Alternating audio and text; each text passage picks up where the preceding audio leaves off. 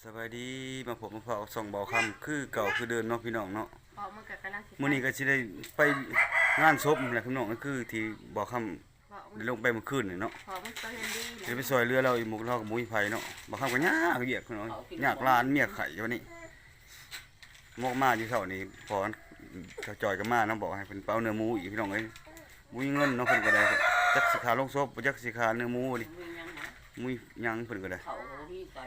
ยังก็บ่มีนะพี่น้องไอ้เขาบ่มีป้าพี่น้องมียังก็ไปเบิ่งไปชมนำกันอยู่พี่น้องเนาะฝากกดติดตามให้เด้อพี่น้องเด้อแล้วก็ใครสงสารก็ขอความช่วยเหลือนำเพิ่นเด้อพี่น้องเด้อสบายดี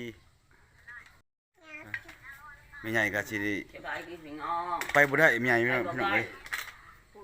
เพิ่นถือไปเป่าเพิ่นให้ไปเพิ่นกีโอ้ยพูดถูกย่าแหละมันจะง่ายไปช่วยเหลือลูกหลานช่วยเหลือข้าวสารตามหานแห้งคือบ้านเฮาที่เคยเฮ็ดมาพี่น้องเพิ่นก็ได้ถูกจ้าขอมือขอ ทางตอนนี้ถอยพี่แอ๊ข้าวจ่อยเนาะเดี๋ยวยะถูจ้าก่อนเร็วสบายดีก่อนเร็วๆพอจะไปซอยเบี้ยเร็วๆสบายดีสบายดี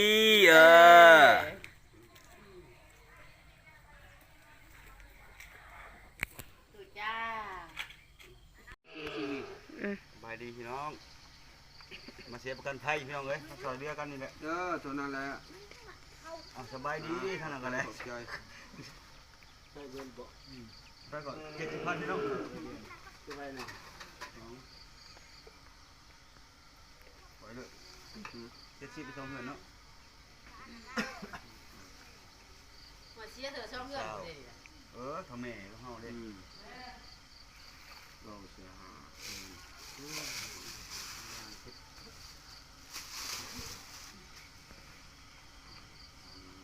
ได้ใหม่ลูก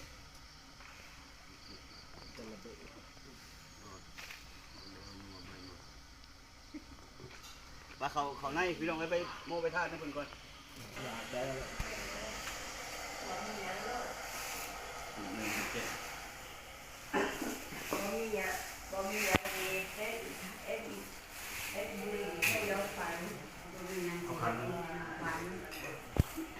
มียังเนาะเพราะว่าในมือนี่ก็มีแต่14 โลน้ำดื่มกับท่านมีคนในมีพันเด้อนี่เด้อ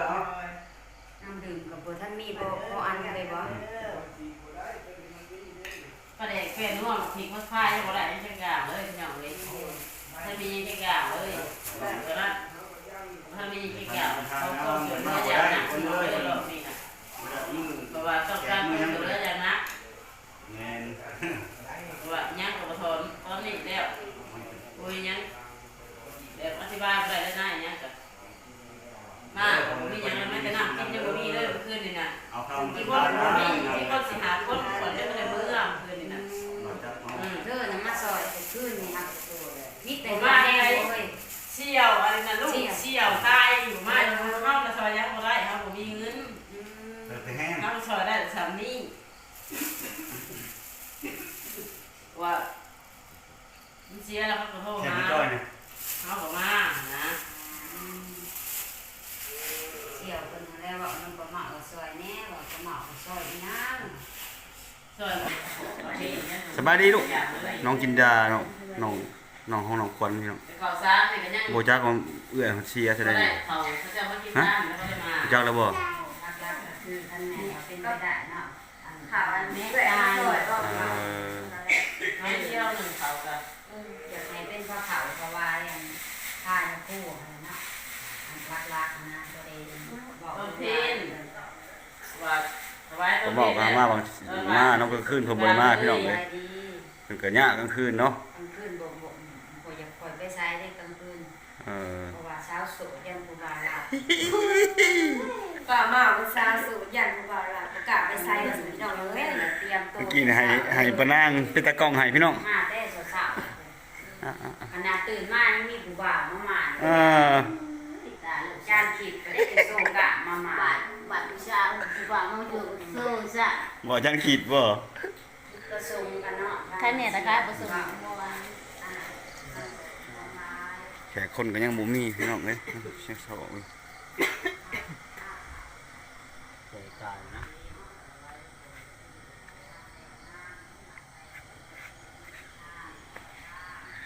เป็นเล็กน้อยเนาะพี่น้องไก่ก็ย่อยมาฮอดนอนมามั่งไก่กัน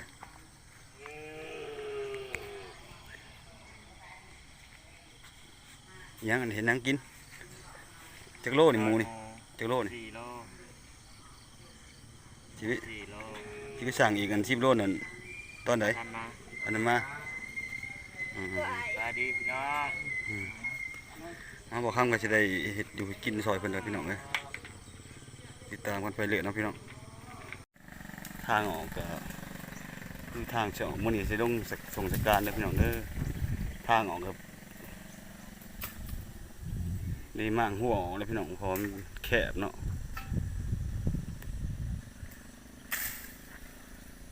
ในทางออกทุรักทุเลนะพี่น้องเอ้ยเพิ่นก็นะมันติดกอไผ่นำคนก็โอ้เพื่อสินั่นเนาะ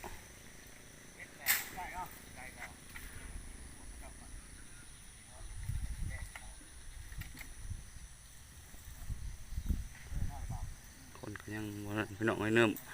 สินไข่ก็ได้แต่เนื้อหมูเนาะมี4 โลตอนแรกตอนใกล้สิเที่ยงก็มาอีก10 โลเด้อพี่น้องเด้อ FC ทางเบาไก่เนาะช่วยเหลือก็ขอบคุณเพิ่นเด้อเนาะก็บ่มีหยังจักดิพี่น้องเนาะฮะแล้วเหรอบ่แล้วอะไรวิทย์นะใช่มั้ยเนาะมันวิทย์แล้วใช่มั้ยนะนี่แต่หาทมมันหล่นโอ้ลมนี่มันเบาๆนะก็บ่ให้คนขึ้นหลายช่วงนั้นเนาะ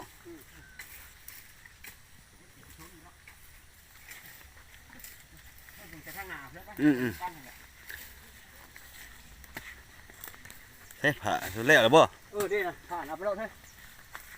ไปเบิ่งตัวนั้น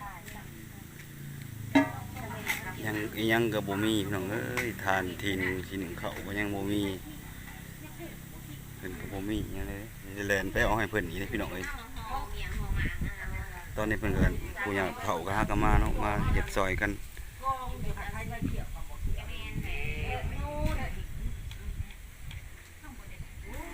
เข้ามากันยังบ่ได้นึงพี่น้องยังมาเต็มอยู่เพราะว่าบ่มีถ่านสิไปซื้อถ่านอีกได้อพี่น้องเอ้ยบัดนี้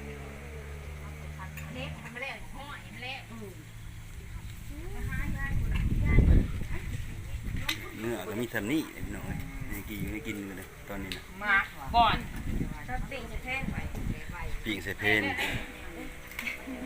พอแล้วมันถั่วพี่น้องเอ้ยเอายัง ชื่อทาน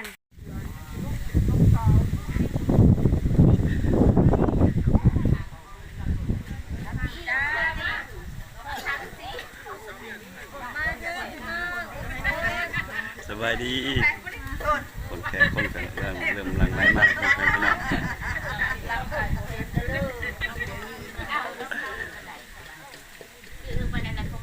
มันเบิ่งกำลังได้กำลังสบายดีโดย ย่างแม่ไปย่างฮะที่ขามาใส่เพนได้ปะที่ขาใส่เพน เข้ามา แล้วเขาก็ต้องจังม่วงเลยเขาก็ต้องที่ขาเพนก่อนเลยย่างหมูให้เจ้าไปได้พี่น้องจะข้างไหนหนูจ้า เมียตำกับผัวพี่น้อง ปิดยาย สายลุย พ่อแม่พี่น้องกล้าไป โดยคนกำลังเริ่มหลังไหลมาแล้วพี่น้องครับบุญเพิ่นก็สิลายอยู่ได้พี่น้องลูกเพิ่นก็ได้ขอบคุณ FC เบิดทุกคนเนาะผู้ที่มาช่วยเหลือเพิ่นเนาะขอให้มีสุขภาพแข็งแรงเบิดทุกคนเด้อขอให้พี่น้องร่ำรวยเด้อที่มาได้ซอยน้องควันแล้วก็ครอบครัวบ่าวจ้อยเนาะขอให้มีแต่ความสุขความเจริญพี่น้อง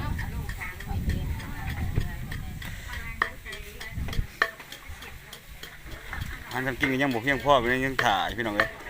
หมูก็ต้องถ่าก็เกือบเที่ยงพุ่นแหละเพราะว่าตอนแรกมันเพิ่นยังบ่ได้เงินเนาะได้สั่งปลาไว้กับปลาก็ยังมาบ่ฮอดพี่น้องเอ้ยปลาก็สั่งเพิ่มอีก10 โลผมมาพอได้กินข้าวพี่น้องเอ้ยขออนุญาตบาดคำไม่ได้เนาะขอโทษขออภัยเด้อมันบ่มีพี่น้อง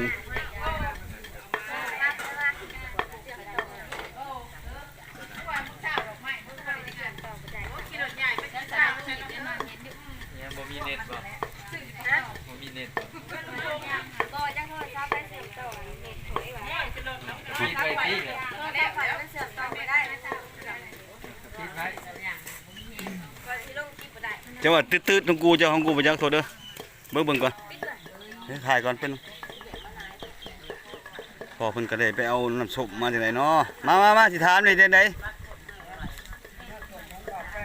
ผมแปลจนอันนี้ก็การช่วยเหลือของน้องชายบ่นี่โอ้น้องชายบ่ ได้กับโอ้และสองคนทางไปเลย ของโมโอแน่เนาะเพิ่นช่วยเหลือพี่น้องเอ้ยผู้ใดผู้เล็กผู้น้อยช่วยเหลือกันไปพี่น้องเอ้ยย่างเข้าไปเลยย่างเข้าไปเลยย่างเข้าไปก่อน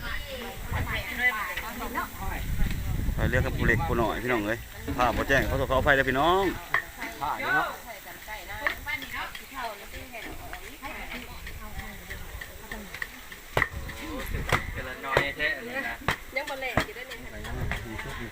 กินแล้ว คือบ่เอาเครื่องมาบดเครื่องบดน่ะ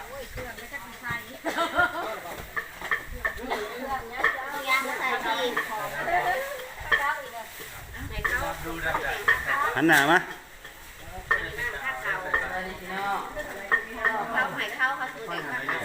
พวกพี่น้องผู้ช่วยเหลือกันไปเนี่ยพี่น้องเอ้ยนี่หากันกินกันยังว่าบ่ยังบ่ทัน แม่อีทุกลูกเด้อแต่พอเฒ่าแล้วท่านเบิ่งบ้างแล้วจะได้เฒ่าอันนี้พระเวทอันนี้กระแตงพระเวทเป็นแม่นะพระเวทแต่ข้าเข้าไปเลยพระเวทมันใส่เอ็ดไม่กระโดดเอ็ดไม่ยุ่งกระโดดตัวเองน่ะอันนี้บ้างข้าเฒ่าเริ่มกระโดดต่ำไม่ได้ข้าเล่นยังไม่ได้เป็นนะหายายไปจะไปมันก็สิจบคลิปเนาะพี่น้องเนาะฝากกดแชร์กดติดตามให้เด้อพี่น้องเป็นสะพานบุญให้เด้อถ้าอยากช่วยเหลือเพิ่นก็เพิ่นเติมมาก็ได้เด้อพี่น้องเด้อบ่สะดวกก็โทรหาเบาค่ำก็ได้หรือโทรหาเบาไก่ก็ได้เนาะนี่ก็ขอบคุณ FC ผู้ที่มาซอยเบาจ้อยหรือน้องควันเนาะบ่สมองทุกบอดเนาะ FC บ่ว่าทั้งเขา